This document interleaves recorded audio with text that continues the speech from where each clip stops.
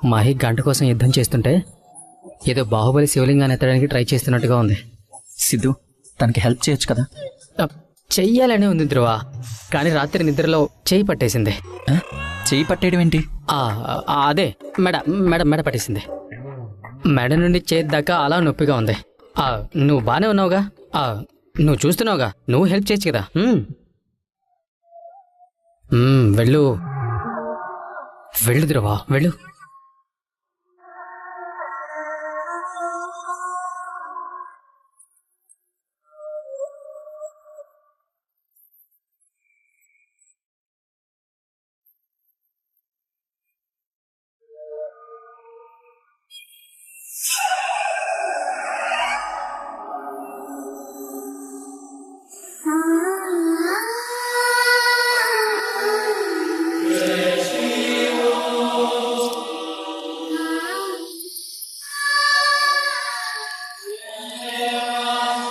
మహి, త్వరగా మూడోసారి కూడా కొట్టు.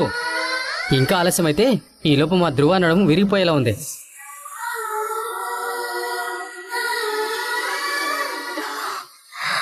మహి, ఏమైంది? Are you okay?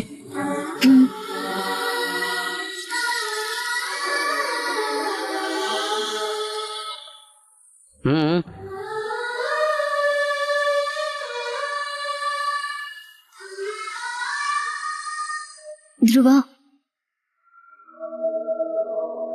నేను హాస్పిటల్లో ఉన్నప్పుడు నువ్వు నన్ను చూడ్డానికి వచ్చావా?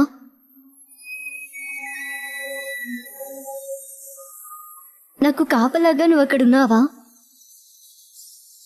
నిజం చెప్పు ధ్రువ, నువ్వు అక్కడే ఉన్నావు కదా?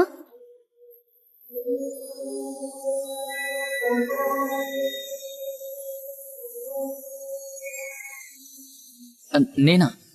లేదే. అది నా కళ్ళలోకి చూసి చెప్పు ధ్రువ. నువ్వక్కడ లేకపోతే ఎక్కడున్నావో ఈ అమ్మవారి మీద ఒట్టేసి చెప్పు.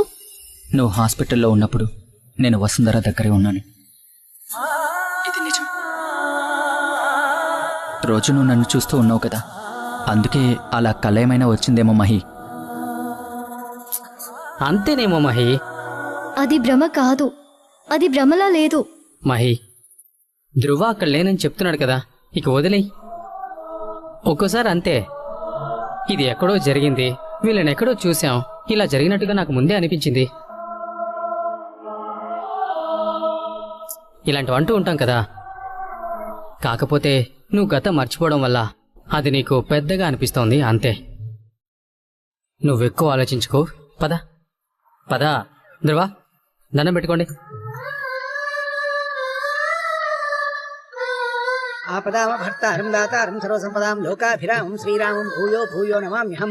మనోవాంఛాఫలసిద్ధిరస్తు, ఇష్టకామ్యార్థఫలసిద్ధిరస్తు, ఆరోగ్యైశ్వర్యాభివృద్ధిరస్తు.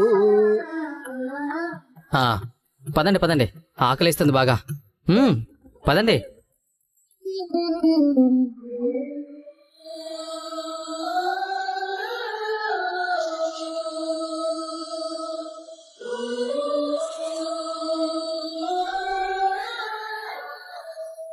ఆగస్టు 10 నుంచి ప్రతిరోజు 3 గంటలకు వసుంధరతో మధ్యాహ్నాన్ని మరింత ఆసక్తికరంగా మార్చుకోండి.